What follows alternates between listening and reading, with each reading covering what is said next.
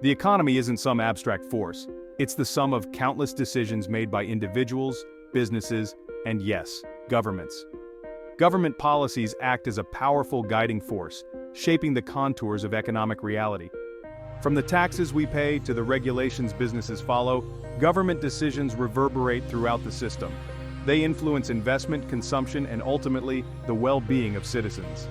This essay delves into the profound influence of government policies on a country's economic trajectory. By understanding the mechanics of policy impact, we can better grasp the forces shaping our economic present and future. Throughout history, there are countless examples of government policies that have dramatically altered the economic landscape. By examining these real-world case studies, we can glean valuable insights into the potential consequences of government intervention in the economy.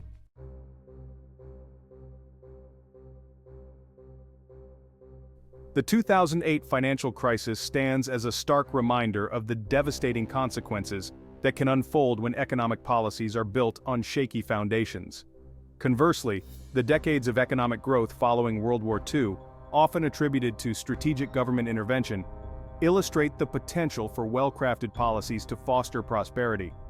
From trade wars that disrupt global supply chains to sanctions that cripple national economies, the international arena provides its own set of compelling examples.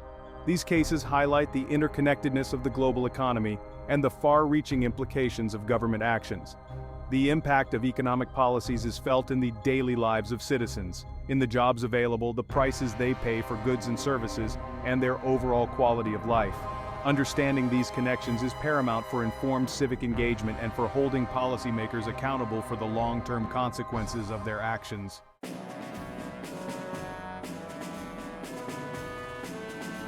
The aftermath of World War II presented a unique set of challenges and opportunities for the United States. Recovering from the devastation of a global conflict, the nation found itself in a position of economic strength.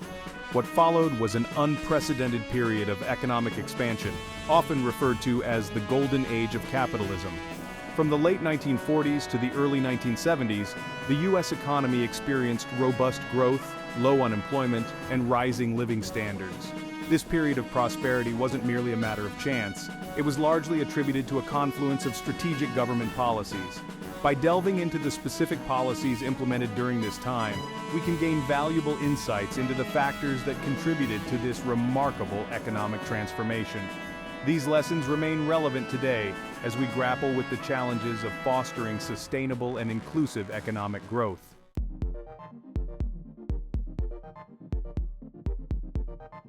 One of the defining features of this era was a commitment to Keynesian economics, advocating for government intervention to manage aggregate demand.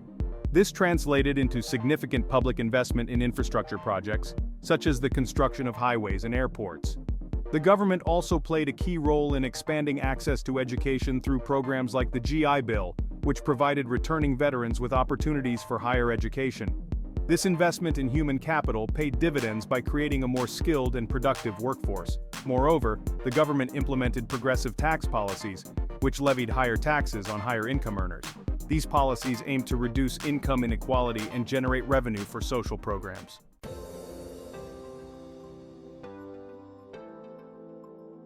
The seeds of this post-war prosperity were sown even before the war ended. The New Deal, a series of programs and reforms championed by President Franklin D. Roosevelt in response to the Great Depression, played a crucial role in laying the groundwork for this economic transformation. The New Deal introduced a paradigm shift in the role of government in the economy. It marked a departure from laissez-faire economics towards a more active role for the government in mitigating economic downturns and promoting social welfare. Although the New Deal didn't single-handedly end the Great Depression, it implemented crucial financial reforms, established social safety nets, and invested in public works projects. The post-war boom can be seen as a continuation and culmination of the ideas and policies first introduced during the New Deal era.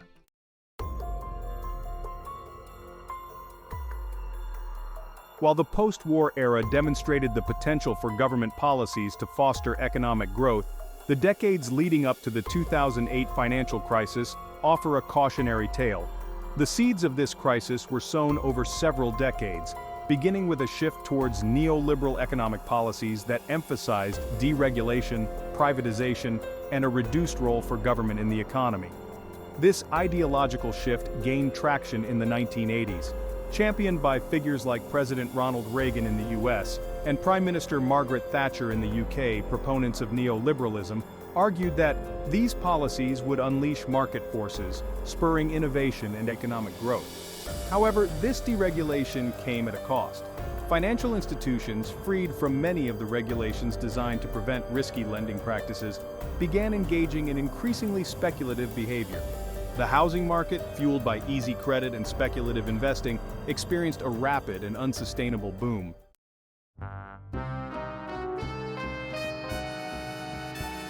The deregulation extended beyond the housing market. The repeal of the Glass-Steagall Act in 1999, a Depression-era law that had separated commercial and investment banking activities, further enabled risky behavior within the financial industry. Financial institutions, emboldened by the lack of oversight, packaged subprime mortgages into complex financial products known as mortgage-backed securities. These securities were then sold to investors worldwide, spreading the risk throughout the global financial system. When the housing bubble finally burst in 2006, triggering a wave of defaults on subprime mortgages, the value of these securities plummeted, sending shockwaves through the financial system. The consequences were dire. Millions lost their jobs, homes were foreclosed upon, and retirement savings were decimated.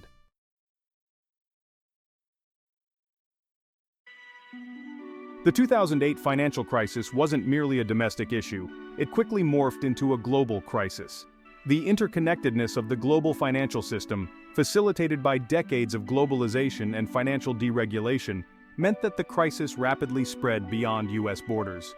European banks, heavily invested in U.S. mortgage-backed securities, also faced significant losses. Countries that had relied heavily on exports to fuel their economic growth, such as those in East Asia, experienced sharp declines in demand as global trade contracted. In the aftermath of the crisis, governments around the world were forced to intervene on an unprecedented scale, bailing out banks, implementing stimulus packages, and taking measures to stabilize financial markets. The crisis served as a stark reminder of the crucial role that government plays in regulating markets, mitigating risks, and ensuring the stability of the financial system.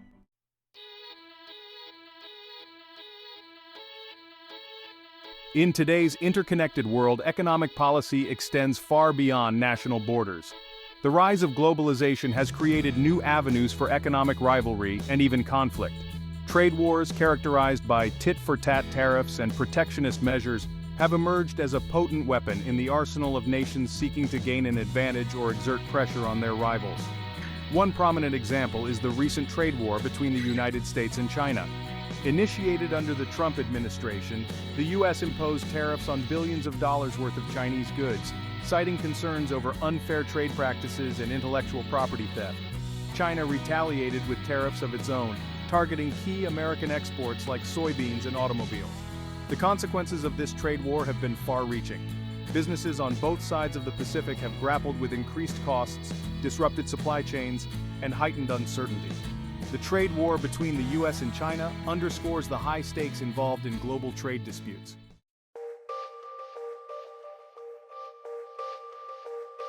Sanctions, another tool of economic statecraft, have become an increasingly common feature of international relations. Often imposed in response to human rights violations, acts of aggression, or other transgressions, sanctions aim to exert pressure on targeted countries by limiting their access to global markets, financial systems, or specific goods and technologies. While sanctions can be a powerful tool for promoting international norms and deterring undesirable behavior, they are not without their drawbacks. The effectiveness of sanctions often hinges on the ability to garner international cooperation and enforce them effectively.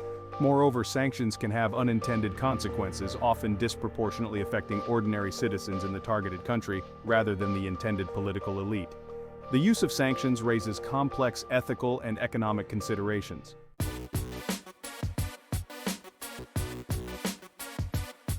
Currency manipulation, another form of economic warfare, has emerged as a contentious issue in the global economy. Countries engage in currency manipulation by artificially devaluing their currencies relative to others. This makes their exports cheaper and more competitive in global markets while making imports more expensive. While countries may justify currency manipulation as a means of supporting their domestic industries and creating jobs, it can distort trade balances, create unfair advantages, and lead to retaliatory measures from trading partners. The potential for currency wars, where countries engage in a series of competitive devaluations, poses a significant risk to global economic stability. International institutions, such as the International Monetary Fund, play a crucial role in monitoring and discouraging currency manipulation.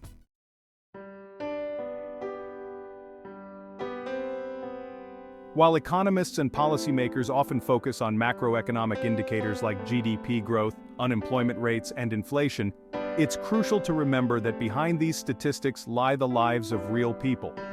Economic policies, whether they succeed or fail, reverberate through the lives of individuals and families, shaping their opportunities, aspirations, and overall well-being. The human cost of policy missteps can be devastating.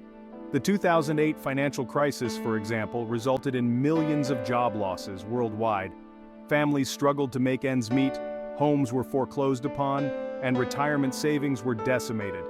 Conversely, well-crafted policies can create an environment where individuals and families can thrive.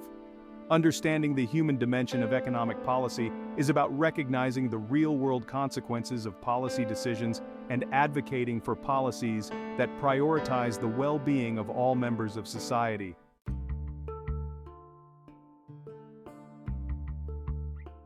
Section 2. The job market seesaw, from booms to busts. The job market reflects the health of an economy, and government policies can significantly influence it. Expansionary policies like increased spending can stimulate activity and create jobs, but they risk inflation and debt. Contractionary policies like austerity can slow growth and lead to job losses. Policymakers must balance growth and inflation. Investments in education and training are crucial. Promoting entrepreneurship fosters job creation. Social safety nets help workers adapt.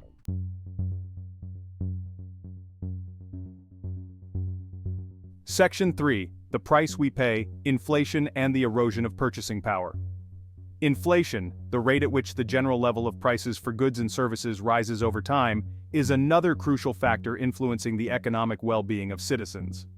While a certain level of inflation is considered normal and even healthy for a growing economy, high or unpredictable inflation can erode purchasing power, making it more difficult for individuals and families to afford basic necessities. Government policies play a key role in managing inflation. Monetary policy, typically managed by central banks, involves adjusting interest rates and controlling the money supply to influence inflation and economic growth. Fiscal policy, through government spending and taxation, can also impact inflation levels. When inflation spirals out of control, it can lead to a vicious cycle of rising prices, wage price spirals, and economic instability. Hyperinflation, an extreme and rapid form of inflation, can decimate economies and erode public trust in the currency. Governments must carefully manage inflation, employing a mix of monetary and fiscal policies to maintain price stability. This involves making difficult choices, balancing the need to stimulate economic growth with the imperative of keeping inflation in check. Failure to do so can have severe consequences for the livelihoods and well-being of citizens.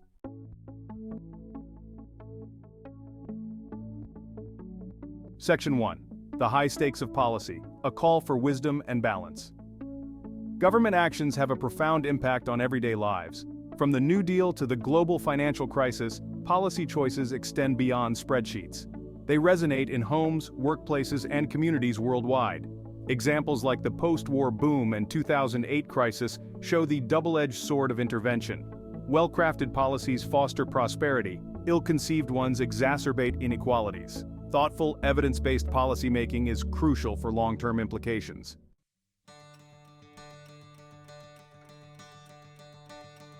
From passive actors to engaged citizens, understanding our role. In a democratic society, shaping economic policy is a shared responsibility. Active participation from all citizens is essential. Understanding economic policy is crucial for informed civic engagement. Education empowers citizens to evaluate policies and hold leaders accountable. Access to reliable information and diverse perspectives is vital. Fostering economic literacy creates an informed and engaged citizenry.